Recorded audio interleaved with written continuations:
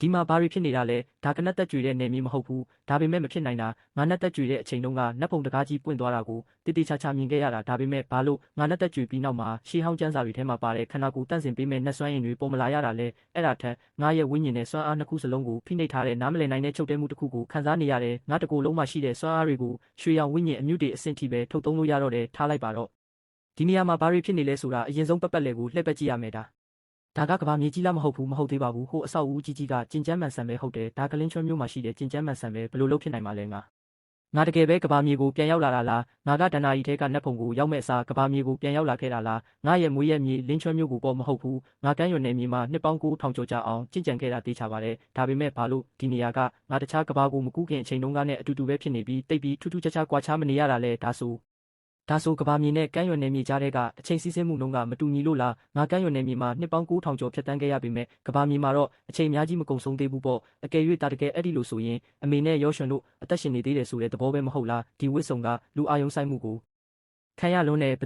သူကိုရှာနေတာလဲအားနာပါတယ်ခင်ဗျာဒီနေရာကတစ်ဆက်အဆောက်အဦးအခန်းနံပါတ်4ရနှစ်မလားဟုတ်တယ်ဘာဖြစ်လို့လဲရှင်ကဘသူကိုရှာနေတာလဲဒီနေရာကရှောင်းမီနဲ့နေရောရွှန်တို့ရဲ့အိမ်မလားခင်ဗျာရှင့်အနေနဲ့အရင်အိမ်ပိုင်ရှင်ကိုပြောတာလားငါမက်မိတလောက်တော့သူမနာမည်ကရှောင်းမီထင်တယ်ဒါပေမဲ့သူမကဒီအိမ်ကိုငါစီရောင်းပြီးကလေးကဒီမှာမနေတော့ဘူးဘာအိမ်ကိုခင်ဗျာစီရောင်းခဲ့တာဟုတ်လားဟုတ်တယ်လွန်ခဲ့တဲ့2လလောက်ကပေါ့ဘာလို့လဲရှင်ကသူတို့အမျိုးလားဒါဆိုသူတို့အခုဘယ်နေရာကိုပြကောင်းရွှေ့သွားလဲဆိုတာတိလားခင်ဗျာအဲ့ဒါကိုငါကဘလို့လုပ်တိမှလဲအနောက်ရှက်ပေးမိလို့အားနာပါတယ်ခင်ဗျာပြီးတော့ကျေးဇူးတင်ပါတယ်ကြည်ရတာအမေရင်ကမနက်စာဆိုင်ဖွင့်ခဲ့တဲ့နေရာကိုသွားပြီးသူတို့ကိုတွေ့နိုင်မလားဆိုတာလိုက်ရှာကြည့်ရတော့မယ်ဒါပေမဲ့အခုချိန်ကမွန်းတဲ့တော့မယ်အမေကတော့စိုင်သိမ့်ပြီးအိမ်ပြန်သွားလောက်ပြီးထင်ပါတယ်အဲ့ဒီလိုဆိုရင်တော့မနက်ဖြန်မနက်မှပဲသွားလို့ရတော့မယ်စိတ်မကောင်းစရာကငါရဲ့ဝိညာဉ်အာယုံကလည်းဖိနှိပ်ခံထားရလို့အပြင်ကိုထုတ်သုံးလို့မရဘူးမဟုတ်ရင်တော့အမေနဲ့ရောရွှန်တို့ဘယ်မှာလဲဆိုတာကိုနည်းနည်းလေးရှာဖွေရုံနဲ့တင်သိနိုင်မှာပါမင်းကနေဝက်ရှူလာဆရာချင်းလားဆရာချင်းတကယ်ပဲဆရာဖြစ်နေတာပဲကျွန်တော်ကလူမားသွားတယ်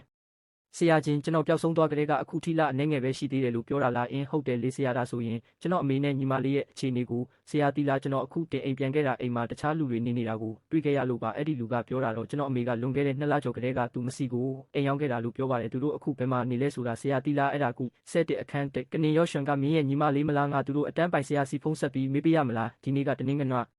ဒီနေ့ဆိုတော့ grade 7ကအတမ်းမရှိဘူးမင်းညီမလေးလည်းကြောက်မှရှိမှာမဟုတ်ဘူးဟုတ်ကဲ့ဒါဆိုရင်ဆရာချင်းကိုပဲဒုက္ခပေးရတော့မယ်ငါမေးပြီးသူတို့အတန်းပိုင်ဆရာပြောတာတော့မင်းညီမလေးကကြောင်းသားမှာပဲအိမ်ငါပြီးနေတယ်လို့ပြောတယ်အတိအကျဘယ်နားမှာလဲဆိုတာတော့သူလည်းတိတိကျကျမသိဘူးအတိအကတော့မင်းညီမလေးမှာဖုန်းမရှိဘူးလေပြီးတော့သူတို့အတန်းပိုင်ဆရာစီမှာလည်းသူမရဲ့ဆက်သွယ်ရဲ့အချက်လက်မှာ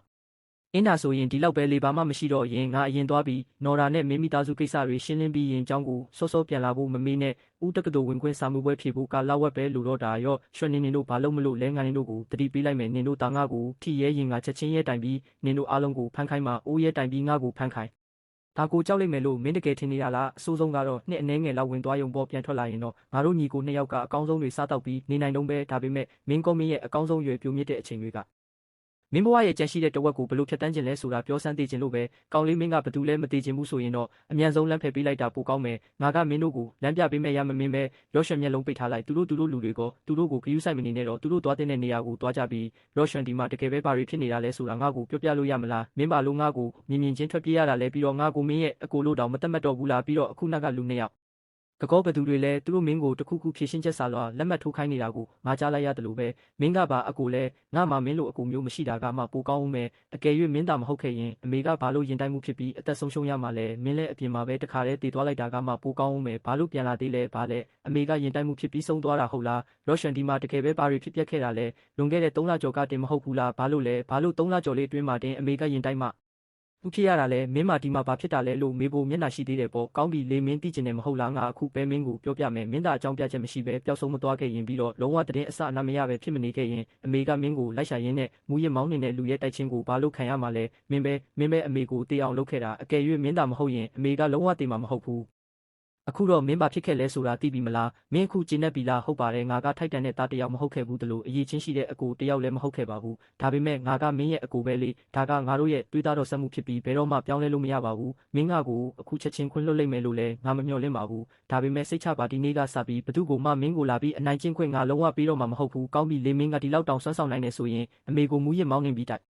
တက်ခဲ့တဲ့တရားခံကိုမင်းသူအသက်နဲ့ပြန်ပေးဆက်အောင်လုပ်ရဲလားအခုနောက်ကလူ2ယောက်ငါကိုဘာလက်မှတ်ထိုးခိုင်းလဲဆိုတာမင်းမေးခဲ့တယ်မလားငါအခုပဲပြောပြမယ်သူတို့ငါကိုထိုးခိုင်းတာကအဲ့ဒီတရားခံကိုခွင့်လွှတ်ပေးဖို့သဘောတူညီချက်စာချုပ်ပဲအဲ့ဒီလူ2ယောက်ကတစ်ဖက်လူကလွှတ်လိုက်တဲ့လူတွေပဲငါကိုဖြည့်ရှင်းချက်စာလွှာလက်မှတ်ထိုးကိုလာပြီးအချက်ကင်နေတာသူကရစဝတ်မှုကနေကင်းလွတ်ခွင့်ရအောင်လို့လေသူ့မှာနောက်တရားစိတ်နည်းနည်းလေးမှမရှိဘူးစကတဲ့ကအစုံထိသူ့ဘက်ကတောင်းပန်တဲ့အရေးအယောင်တောင်မပြခဲ့ဘူးသူကပတ်စံရှိရင်အားလုံးကိုဖြည့်ရှင်းနိုင်မယ်တခြားလူရဲ့အသက်ကိုဝယ်လို့ရမယ်ပြီးတော့ဥပဒေပြင်ပမှာလွတ်လွတ်လပ်လပ်နေလို့ရမယ်လို့ထင်နေတာငါကတော့မလုပ်နိုင်ဘူးသူ့အတွက်တော့ငါသေးရင်တောင်ဖြည့်ရှင်းချက်စာလွှာကိုလက်မှတ်ထိုးပေးမှာမဟုတ်ဘူးအဲ့ဒါကြောင့်အကယ်၍မင်းကငါ့ကိုမင်းရဲ့အကိုအဖြစ်တကယ်အတိမတ်ပြုစေချင်နေဆိုရင်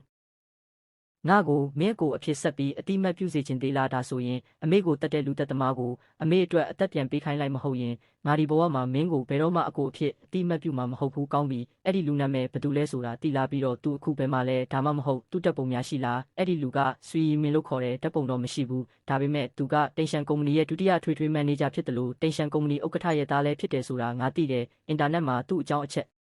အလက်တချို့ကိုရှာလို့ရတယ်သူအခုဘယ်မှာလဲဆိုတာတော့ငါမသိဘူးသူအရင်ကအာမခံနဲ့လွတ်လာပြီဆိုတာပဲသိတယ်ဒီလိုဆိုတော့သူ့ကိုရှာဖို့မခက်တော့ဘူးရောရှင်ငါရင်သွားလိုက်အောင်မယ်ငါကိစ္စတွေပြီးရင်မင်းစီပြန်လာခဲ့မယ်မင်းပဲသွားမလို့လဲအမေကိုကားနဲ့တိုက်တက်ခဲ့တဲ့လူသက်သမားကိုအသက်ပြန်ပေးခိုင်းဖို့ပေါ့မင်းယူနေပြီလားငါကအစီအစဉ်ကိုပြောပြရုံပဲရှိသေးတာမင်းတကယ်လူသက်ဖို့သွားမလို့လားအခုကဥပဒေစိုးမိုးတဲ့ခေတ်လူသက်ရင်မင်းလဲထောင်ကြမှာပဲအခုကဥပဒေစိုးမိုးတဲ့ခေတ်ဆိုတာငါသိတယ်ဒါကြောင့်ငါတခြားဓာတ်သူတွေကိုဓာတ်ရိုက်ထိခိုက်အောင်လုပ်မှာမဟုတ်ဘူးအ ਨੇ ဆုံးတော့တခြားသူတွေမသိအောင်ပေါ့ဒါပေမဲ့အဲ့ဒီလူကတော့အပြစ်ဒဏ်ခံရမှာပဲ3ရက်ကြာရင်သူ့ရဲ့သတင်းကောင်းကိုမင်းကြားရလိမ့်မယ်နင်ဝန်ချူမင်းရဲ့ဆမ်းမိုက်မဲတဲ့အလုပ်တွေမလုံးနဲ့စိတ်ချပါမင်းအကူငါပြောက်နေတယ်လအနေငယ်အတွင်းဘာမှမရခဲ့တာမဟုတ်ဘူးငါသူ့ကို3ရက်ကြာရင်ကောင်းတဲ့သတင်းကြားရမယ်လို့ပြောရင်သူ3ရက်ကြာရင်ကောင်းတဲ့သတင်းကြားရမှာပဲပြီးတော့သူ့ရဲ့ကောင်းတဲ့သတင်းကငါနဲ့ပတ်သက်တယ်ဆိုတာဘယ်သူမှသိမှာမဟုတ်ဘူးဆွေရှ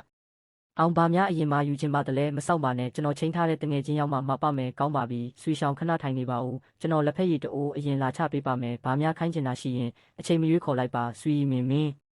းမင်းဘယ်သူလဲမင်းဘယ်တော့ကဝင်လာတာလဲငါခုနကဘာလို့မမြင်လိုက်တာလဲငါလူမမသိခဲ့ဘူးထင်တယ်မင်းကတကယ်ပဲဆွေမင်းပဲမင်းကလူလားနာနာဘာဝလားဘာလဲမင်းနာနာဘာဝကိုအရန်ကြောက်လားကိုမကောင်းမှုတွေအများကြီးလုပ်ထားလို့နာနာဘာဝတွေလာရှာမှာကိုကြောက်နေတာလားမင်းဘယ်သူလဲပြီးတော့ဘဲကနေရောက်လာတာလဲငါမင်းကိုမသိဘူးထင်တယ်မင်းကကိုမသိပေမဲ့ရှောင်းမင်းနဲ့နင်းရော့ဖင်ဆိုတဲ့နာမည်နှစ်ခုကိုတော့မင်းတိတ်မစိမ့်လောက်ဘူးထင်တယ်မင်းပြောတာကအဲ့ဒီနေ့ကငါကားနဲ့တိုက်မိလို့တေးသွားတဲ့မိန်းမနဲ့သူ့သမီးလားမင်းတိုက်မိလို့တည်သွားတဲ့ရှောင်းမေကငါအမေနင်းရောရွှမ်းကငါညီမအခုငါဘယ်သူလဲဆိုတာမင်းသိပြီလားမင်းကအဲ့ဒီမိမရဲ့တာကိုမင်းဒီနေငါစီလာတာဘာလို့ချင်တာလဲမင်းကိုငါအကြံပေးမယ်မင်းနဲ့မင်းညီမလိမ္မာပါနဲ့စွာနဲ့ခွင့်လွှတ်လွှာကိုလက်မှတ်ထိုးလိုက်တာအကောင်းဆုံးပဲမဟုတ်ရင်မင်းနဲ့မင်းညီမဘာတွေဆက်ဖြစ်လာမလဲဆိုတာငါအာမမခံနိုင်ဘူးအခုချိန်ထိမင်းငါကိုချင်းချောက်ရဲသေးတာလားမင်းကတကယ်ပဲတေမင်းတကားဝါရောက်နေတာကိုကိုမသိတာပဲမူလကငါမင်းကိုအတန်တိတ်အတိမဲ့စွာတေးစေနိုင်ခဲ့တယ်ဒါပေမဲ့အဲ့ဒါကမင်းအတွက်အရန်တက်တာလုံးတယ်လို့ငါထင်တယ်တေးချင်းတရားရောက်လာခြင်းရဲ့ကြောက်ရွံ့မှုကိုမင်းကိုယ်တိုင်မခံစားရသေးဘူးဒါကြောင့်ငါပေါ်လာပြီးမင်းကိုငါမင်းကိုဒီလောက်ပြောနေတာကမင်းဘယ်လိုတည်လဲဘာကြောင့်တည်လဲဘယ်တော့တည်မလဲဆိုတာကိုရှင်းရှင်းလင်းလင်းသိစေခြင်းလို့ပဲကြည်ထား3ရက်ကြာရင်မင်းကိုတတ်မဲ့အရာကဒီကျင်းစားတစိတ်ပဲဒါကိုအသက်သွင်းလိုက်တာနဲ့ပရွက်စိတ်တန်းပေါင်းများစွာနှလုံးသားကိုကိုက်ဖြတ်တယ်လို့နာကျင်မှုကိုခံစားရလိမ့်မယ်မခံနိုင်တော့တဲ့အထိလုံးဝတည်ဆုံးသွားတဲ့အထိပဲမင်းဘယ်လိုပဲရုန်းကန်ပါစေအခုလိုပဲလုံးဝလှုပ်ရှားလို့မရဘူးဘာတန်မှလည်းထွက်လာမှာမဟုတ်ဘူးအဆုံးမဲ့နာကျင်မှုထဲမှာတည်ခြင်းတရားရောက်လာဖို့ကိုပဲစောင့်ဆိုင်နေရလိမ့်မယ်အခုမင်းရဲ့ခုနကမက်ညံကိုငါပိတ်ဆို့လိုက်မယ်နောက်ဆုံး3ရက်တာမင်းရဲ့မတိနားမလဲတဲ့ဘဝကိုကောင်းကောင်းပျော်ရွှင်လိုက်ပါဖဝင်လာခဲ့ငါပြောမယ်ဒီမှာအခန်းတစ်ခန်းပဲရှိတယ်မင်းအိပ်ဖို့နေရာမရှိဘူးမင်းကျန်းပြင်မှာအိပ်မလားဒါမှမဟုတ်ကလပ်ထိုင်မှာထိုင်မလားငါဂယုမဆိုင်ဘူးရော့ရှ်မင်းနေတိုင်းဒါတွေပဲစားတာလားဘာဖြစ်လို့လဲမရဘူးလားဆရာအကိုမင်းကိုတောင်းပန်ပါတယ်အမေကိုတောင်းပန်ပါတယ်အကိုပျောက်ဆုံးနေတဲ့ဒီ3လအတွင်းမင်းနဲ့အမေကိုဒီလောက်ဒုက္ခရောက်စေခဲ့တယ်တောင်းပန်ပါတယ်ဆိုတဲ့စကားတခွန်းနဲ့ပြီးသွားပြီလားအမေမင်းကိုရှာတော့ကဘလောက်စိတ်ပြတ်ခဲ့လဲဆိုတာမင်းသိလားအမေထွက်သွားပြီးနောက်ငါတယောက်တည်းဘလောက်ကြောက်ခဲ့လဲဆိုတာမင်းသိလားမင်းဘယ်ကိုသွားခဲ့တာလဲဒီ3လအတွင်းမင်းမာတွေလုပ်ခဲ့တာလဲရော့ရှ်ငါပြောမဲ့စကားတွေကိုမင်းယုံဖို့ခက်လိမ့်မယ်ဒါပေမဲ့ငါကောင်းကင်ကိုတိုင်တီးပြီးကျိတ်ဆိုနိုင်တယ်ငါပြောတဲ့စကားလုံးတိုင်းဟာအမှန်တရားပဲမင်းအတွက်တော့ငါ3လပဲပျောက်ဆုံးခဲ့တာဒါပေမဲ့ငါအတွက်တော့ငါကဘာကနေနှစ်ပေါင်း9000ကျော်ကြာထွက်ခွာခဲ့တာနှစ်ပေါင်း9000ကျော်ကဘာကနေလဲထွက်ခွာခဲ့တယ်ဒါဘယ်လိုဖြစ်နိုင်မှလဲမင်းယူနေတာလားငါချန်ရွန်ကျဲလို့ခေါ်တဲ့ရှန်ကျဲလေးကျင်းတဲ့ကဘာကိုရောက်သွားခဲ့တယ်။အဲ့ဒီမှာနှစ်ပေါင်း9000ကျော်လေ့ကျင့်ခဲ့တယ်။တာမန်လူတယောက်ကနေလမ်းစဉ်ရဲ့ထိပ်ဆုံးအထိလေ့ကျင့်ခဲ့ပြီးချန်ရွန်ကျဲတစ်ခုလုံးမှာ2တန်းပေါင်းများစွာအတွင်းတူးရဲသောရှန်ကျဲကိုတက်လန်းနိုင်သူဖြစ်လာခဲ့တယ်။ရှန်ကျဲကိုတက်လန်းနိုင်ရင်ရှန်ကျဲတဲ့ကိုဝင်ရောက်နိုင်မယ်လို့ငါထင်ခဲ့တာဒါပေမဲ့ရှန်ကျဲကိုတက်လန်းတဲ့လမ်းရဲ့အဆုံးကကဘာဖြစ်နေလိမ့်မယ်လို့မထင်ခဲ့ဘူး။ငါပြန်လာခဲ့ပြီးငါ3လကြာထွက်ခွာခဲ့ပြီးနောက်ငါရဲ့စာတိညဒီကိုပြန်ရောက်လာခဲ့ပြီးသူ့အကိုငါစိတ်မကောင်းပါဘူးလော့ရှွန် အားလုံးပြီးဆုံးသွားခဲ့ပါပြီအကိုပြန်လာပြီဆိုတော့အခုကစပြီးဘသူမှမင်းကိုလာပြီးအနိုင်ကျင့်လို့ရတော့မှာမဟုတ်ဘူးဘသူမှမင်းကိုစိတ်မကောင်းဖြစ်အောင်လုပ်နိုင်တော့မှာမဟုတ်ဘူးလင်းလောင်ဒီတစ်ခေါက်လာရတာအဓိကကတော့ကျွန်တော်သားကိုကြည့်ပေးဖို့ပါသူကမကြသေးခင်ကမှခန္ဓာကိုယ်မကောင်းဘူးလို့အမြဲပြောနေတာဆရာဝန်ဘလောက်ပြဘာပြဿနာမှရှာမတွေ့ဘူးလင်းဘာဖြစ်တာလဲဘာပြဿနာတွေ့လဲရှုလို့ပဲမင်းရဲ့သားကမကြသေးခင်ကမှမစော်ကားတဲ့သူတယောက်ကိုစော်ကားမိတာလားအင်းလင်းလောင်ခမစကားကဘာအဓိပ္ပာယ်လဲကျွန်တော်သားဘာဖြစ်လို့လဲရှုလို့ပန်ကျွန်တော်မှမကြည့်ဘူးဆိုရင်မင်းရဲ့သားခန္ဓာကိုယ်ထဲမှာတေးစေနိုင်တဲ့ကျိန်းစာတစ်ခုကိုရိုက်သွင်းခံထားရတယ်ဒီကျိန်းစာရဲ့စွမ်းအားကအလွန်ကြောက်စရာကောင်းပြီးသူ့ရဲ့အသက်ကိုဖြည်းဖြည်းချင်းဖျက်ဆီးနေတဲ့၃ရက်အတွင်းသူ့အသက်ကိုယူသွားလိမ့်မယ်ပ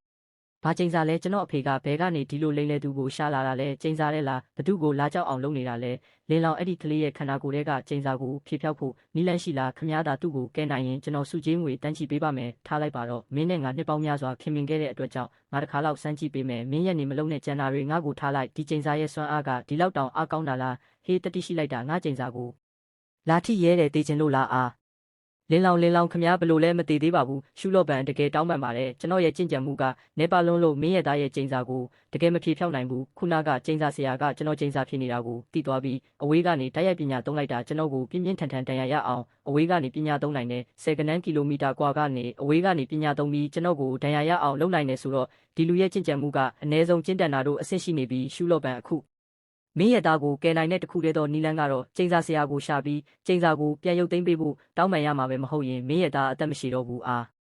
းအကိုခုနကဘာဖြစ်တာလဲဘာမှမဟုတ်ပါဘူးခုနကအသက်မရှိခြင်းတဲ့သူတယောက်ကရှုရီမင်းကိုငါပေးထားတဲ့ကျိန်းစာကိုဖြေဖြောက်ဖို့စူးစမ်းလို့ငါဝေးကနေတုံခါမှုနဲ့ဒဏ်ရာရအောင်လုပ်လိုက်တာရော့ရွှမ်းတကယ်တော့ငါအရင်ကမင်းကိုမလိန်ခဲ့ပါဘူးတနည်းအားဖြင့်ငါအခုတကယ်ပဲနတ်ဖျားတစ်ပါးလို့ပြောလို့ရပါတယ်အကိုကျမယုံနဲ့အကုန်ယုံနဲ့အရင်ဆုံးပတ်စံရှာဖို့နီလန်းရှာရမယ်တွေ့နိုင်ရင်ယောဂတွေကိုကုသပေးပြီးပတ်စံရှာနိုင်ရင်တော့အကောင်းဆုံးပဲမဖြစ်နိုင်ရင်တော့ဝိညာဉ်ကြောက်စိမ့်ကိုတာမန်ကြောက်စိမ့်အဖြစ်ရောင်းယုံမဲ့ရှိတော့တယ်ဒါပေမဲ့အဲ့ဒီလိုလုပ်ရင်တော့နည်းနည်းတော့ဖြုံးတီးရရောက်တယ်မင်းကလောင်နေမိသားစုကကောင်လေးပဲမင်းနာမည်ဝန်စုလို့ငါမှတ်မိတယ်ဟဲရှုဝန်စုကမင်းတကယ်ပဲလားကောင်လေးမင်းဒီမှာဘာလုပ်နေတာလဲမင်းအမေပြောတာမင်းပျောက်သွားတယ်ဆိုသူကငါ့ကိုမင်းကိုတွေ့ဘူးလားလို့ဖုန်းဆက်မေးသေးတယ်ငါဟဲရှုမင်းမကြသေးခင်ကမကောင်းဆိုးဝါးတစ်ခုခုနဲ့ပတ်သက်မိတာလားငါမကောင်းဆိုးဝါးနဲ့ပတ်သက်မိတာဟဲရှုဘလို့ဖြစ်တာလဲဆိုတာအသေးစိတ်ပြောပြလို့ရမလားမကြသေးခင်ကငါတို့ဆောက်လုပ်ရေးလုပ်ငန်းခွင်မှာထူးဆန်းတဲ့ကိစ္စတွေဖြစ်နေတယ်အလုပ်သမားတစ်ယောက်ကညသက်ခေါင်မှာစက်ကူရုပ်တွေပြန်နေတာတွေ့ပြီးချက်ချင်းပဲကြောက်ပြီးဖျားသွားတယ်နောက်ပိုင်းမှာလုပ်ငန်းခွင်ကလူတိုင်းခန္ဓာကိုယ်အားနေပြီးအိယာကနိုးရင်အလုပ်လုပ်တာထက်ပိုပင်ပန်းနေတယ်ငါတော့မှနည်းနည်းလေးလှုပ်လိုက်တာနဲ့မောနေပြီးဆေးရုံမှာတနေ့ကုန်စစ်ဆေးတာဘာပြဿနာမှရှာမတွေ့ဘူးဟဲရှုမင်းကိုမကောင်းဆိုးဝါးကအသက်တွေဆုပ်ယူပြီးမကောင်းသောစွမ်းအင်တွေခန္ဓာကိုယ်ထဲဝင်နေပြီးဒီအတိုင်းဆက်သွားရင်မကြခင်အသက်အန္တရာယ်ရှိလာလိမ့်မယ်ဝန်ရှုတကယ်လားလုပ်ငန်းခွင်မှာတကယ်ပဲမကောင်းဆိုးဝါးရှိတာလားတကယ်လားမင်းခန္ဓာကိုယ်ထဲကမကောင်းသောစွမ်းအင်တွေကိုငါနဲ့ထုတ်ပေးမယ်အဲ့ဒါဆိုမင်းသိလိမ့်မယ်လူမရှိတဲ့နေရာတစ်ခုရှာရအောင်ကောင်းပြီဝန်ရှုဒါဆိုမြန်သွားရအောင်ဝန်ရှုအခုငါဘာလုပ်ရမလဲဟဲရှုမင်းဘာမှလုပ်เสียရမလို့ဘူးငါကိုပဲအလိုက်ဟဲရှုခန္ဓာကိုယ်ကပိုပြီးတက်တာသွားပြီလားခံစားကြည့်ပါဦးဝန်ရှုတကယ်ပဲငါတကယ်ပဲပိုကောင်းလာပြီအရင်ကအားနေတဲ့ခံစားချက်တွေအကုန်ပျောက်သွားပြီအရန်အံ့ဩဖို့ကောင်းတယ်ဘာလဲဝန်ပင်မေ့လဲသွားပြီလားမျက်နာကမဲနေတယ်ကောင်းပြီငါချက်ချင်းသွားမယ်ဝန်ရှုငါတူလေးတစ်ခုခုဖြစ်သွားပြီသူကငါနဲ့အတူလုပ်ငန်းခွင်မှာအလုပ်လုပ်နေတာသူကအိမ်သားထဲမှာမေ့လဲနေပြီးမျက်နာကမဲနေတယ်မင်းပြောသူလဲအဲ့ဒီမကောင်းသောစွမ်းအင်တွေဝင်နေတာလားဖြစ်နိုင်ခြေကို10%ရှိတယ်ငါမင်းနဲ့အတူလုပ်ငန်းခွင်ကိုလိုက်သွားမယ်မင်းတို့လုပ်ငန်းခွင်ကဘလို့အခြေအနေလဲဆိုတာလဲကြည်ရင်ပေါ်ဝန်ရှုကျေးဇူးတင်လိုက်တာတဘာဝအတိုင်းရင်စွမ်းရင်စုဝေးရနေရပဲဒါကြောင့်မကောင်းဆိုးဝါးတွေဒီမှာဖြက်စီးနေတာအံ့ဩစရာမရှိဘူးဒီလိုမှောင်မိုက်တဲ့အရာတွေအတွက်တော့ဖုံးရွှေမြေကောင်းတစ်ခုပဲမကောင်းသောစွမ်းအင်တွေဝင်နေတာလည်းမကဘူးမကောင်းဆိုးဝါးကတိုက်ရိုက်ပူးကတ်နေတာကံကောင်းလို့အချိန်မီရောက်လာတာနောက်2ရက်လောက်နောက်ကျရင်လူကမရှိတော့ဘူးဟဲမင်ယွမ်ကဘသူလဲပါလို့ဒီလိုနာနာဘာဝအကြောင်းတွေထည့်ပြောနေတာလဲဒီလိုလိမ့်လဲလက်ဖျားသူတွေရဲ့စကားကိုမင်းကယုံနေတော့မဲလားညံ့တရား20ကိုဖုံးဆက်ပြီးဆေးရုံပို့လိုက်တကယ်လို့တခုခုဖြစ်ရင်လုပ်ငန်းခွင်ကရက်လိုက်ရလိမ့်မယ်ဟာတကယ်လားဟာ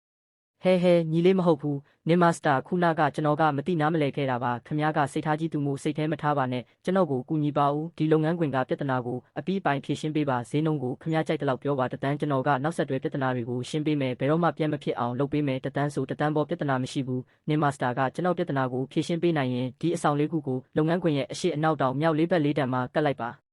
3ရက်အတွင်းမှာဒီကပြဿနာတွေအပြီးပိုင်ဖြေရှင်းပြီးသွားရင်နောက်ဆိုဘယ်တော့မှနာနာဘာဝတွေရောက်လာတော့မှာမဟုတ်ဘူးကောင်းပြီကျေးဇူးတင်ပါတယ်အကိုကျွန်တော်တို့တကယ်ပြန်တန်းလာခဲ့တာလားဒါကအရန်ကိုအံ့ဩစရာပဲမင်းကနတ်ဖျားပညာကိုသင်ယူတက်မြောက်သွားရင်နောက်ဆိုမင်းကိုယ်တိုင်လည်းဓာတ်နဲ့ပြန်တန်းနိုင်လိမ့်မယ်အခုကျွန်တော်ကိုအမေရဲ့တင်းချိုင်းကိုခေါ်သွားပေးပါအမေသားပြန်လာပြီးသားကမလိမ္မာဘူးကျေးဇူးမဆက်နိုင်ခဲ့ရုံသာမကသားကိုရှာရင်းနဲ့အမေကအဆုံးပါခဲ့ရတယ်အကို အရန်ဝမ်းမနေပါနဲ့အမေကကောင်းကင်ဘုံမှာဝိညာဉ်ရှိနေတယ်အကိုဘေးကင်းလုံခြုံစွာပြန်လာတာကိုမြင်ရင်အရန်ပျော်မှာတေချာတယ်အမေစိတ်ချပါတားပြန်လာပြီးသားကလော့ရွှမ်းကိုတေချာဂယူးဆိုင်မှာတေချာတယ်သူ့ကိုနည်းနည်းလေးမှစိတ်မကောင်းဖြစ်အောင်အနိုင်ကျင့်ခံရအောင်ဘယ်တော့မှမလုပ်စေရဘူးအမေကိုကားတိုက်တက်ခဲ့တဲ့သူကိုတားကတန်ရာတန်ကြီးပေးဆက်စေခဲ့ပြီးအမေကိုဒုက္ခပေးခဲ့တဲ့သူတွေကိုတားကတယောက်မှလွတ်ပေးမှာမဟုတ်ဘူးရော့ရွှမ်းဒီနေ့မင်းကိုတွေးကြောတန့်စင်ပြီးအခြေခံအုံမြင့်ချပေးမယ်တရားဝင်နတ်ဖျားပညာကိုသင်ပေးမယ်အင်းအကိုကျမတေချာပေါက်ကောင်းကောင်းလေ့လာရမယ်ဒီအကောင်းဆုံးကြောက်စိမ့်နစ်ကချန်ယွမ်ကဘာမှာလည်းထိတ်တန်းအုံမြင့်ချခြင်းယတနာပဲရော့ရွှမ်းကိုအုံမြင့်ချခြင်းလုပ်ပေးဖို့ဒါကိုသုံးရင်နောက်မှာသူ့ရဲ့နက်လန်းကအစပေါင်းများစွာပုံမူချုံးမွေးလာလိမ့်မယ်ရော့ရွှမ်းရဲ့အရေးချင်းကအဆင့်ရှိအထိရောက်နေလိမ့်မယ်လို့မထင်ထားဘူးငါညီမဖြစ်တာနဲ့ထိုက်တန်တဲ့သူ့အတွက်အသင့်တော်ဆုံးကလက်နက်ဖျားကိုင်းရဲ့ရွဲ့ဟွာထိုက်ရွှမ်းခြင်းပဲကဲရော့ရွှမ်းအုံမြင့်ချခြင်းပြီးသွားပြီးမြန်မြန်ရေးသွားချိုးလိုက်တော့မင်းကိုပေါ်မာစွန့်ထုတ်လိုက်တဲ့အညစ်အကြေးတွေအပြည့်ပဲအရန်နန်တာပဲအကိုကျမအရင်ရေးသွားချိုးလိုက်အောင်မယ်အကိုကျမရဲ့အသားရည်ကတကယ်ကိုအများကြီးပိုကောင်းလာတယ်အရန်အံ့ဩဖို့ကောင်းတာပဲဒါကငါမင်းကိုတင်ပေးတဲ့နတ်ဖျားကျင့်စဉ်ပဲနောက်မှမင်းနေတိုင်းမနေ့တနာရီညတနာရီကျင့်ကြံရမယ်အကိုကမင်းကိုကျင့်ကြံဖို့အတွက်မုတ်တွေပေးပြီးကူညီပေးမယ်မကြခင်မှာပဲမင်းကိုယ်တိုင်မော်ပညာကိုအသုံးပြုနိုင်လိမ့်မယ်မင်းအခုအုံမြင့်ချခြင်းအောင်မြင်ပြီးခြိတက်ကျင့်ခြင်းအဆင့်တကူရောက်ပြီးသွားပြီအေးနေဝင်ရှုမင်းတကယ်ပြန်လာပြီပဲအင်းလင်ချင်းကျူကလည်းကျင့်ကြံသူတယောက်ဖြစ်ပြီးခြိတက်ကျင့်ခြင်းအဆင့်6ကိုရောက်နေလိမ့်မယ်လို့မထင်ထားဘူးစွမ်းအင်တွေဒီလောက်နေပါတဲ့ကဘာမြေမှာဒီအသက်အရွယ်နဲ့ဒီလိုကျင့်ကြံမှုအဆင့်ရှိတာမလွယ်ဘူးပို့ပြီးတော့တိုက်ဆိုင်တာကသူ့ရဲ့စွမ်းအင်ငွေတက်ကအဲ့ဒီနေ့ကငါဝေးကနေထိခိုက်ဒဏ်ရာရအောင်လုပ်ခဲ့တဲ့အဖိုးကြီးနဲ့အရင်မြင့်တူနေတဲ့လအနေငယ်မတွေ့ရတာငါမင်းကိုဘာလို့အများကြီးပြောင်းလဲသွားတယ်လို့ခံစားရတာလဲတကူလုံးရင်းကျက်လာပြီး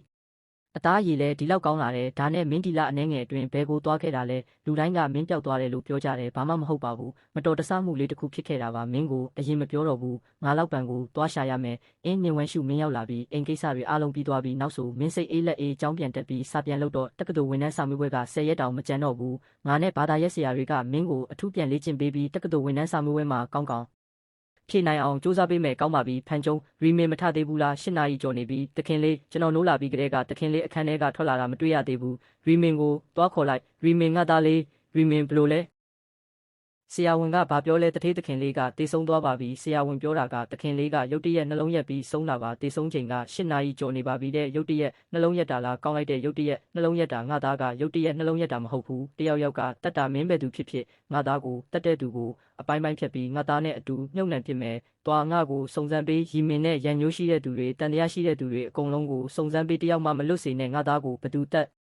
ဒါလဲဆိုတာငါသိရမယ်ရှူတုံးတခင်လေးမတော်တဆဖြစ်ခင်တူးရဲထိတွေ့ခဲ့တဲ့တန်တရားရှိသူကိုကျွန်တော်တို့စုံစမ်းတွေ့ရှိခဲ့ပါတယ်သူကားနဲ့တိုက်မိလို့တေဆုံးသွားတဲ့ရှောင်းမေရဲ့သားနေဝင်ရှူပါသူက3လကျော်ပျောက်ဆုံးနေခဲ့တာပါတခင်လေးမတော်တဆဖြစ်ခင်ရုတ်တရက်ပြန်ရောက်လာခဲ့တယ်ပြီးတော့သူကမော်ပညာတတ်တယ်ဆိုတာကျွန်တော်တို့စုံစမ်းသိရှိခဲ့ရပါတယ်အရင်ကစောက်လုပ်ရေးလုပ်ငန်းခွင်တစ်ခုမှာစက်ကူရုပ်ဆိုးကြီးဒါဇင်ပေါင်းများစွာကိုသူ့လက်နဲ့ဖျက်ဆီးခဲ့ပါတယ်လုပ်ငန်းခွင်ကအလုပ်သမားတွေကသူ့ကိုပညာရှင်လို့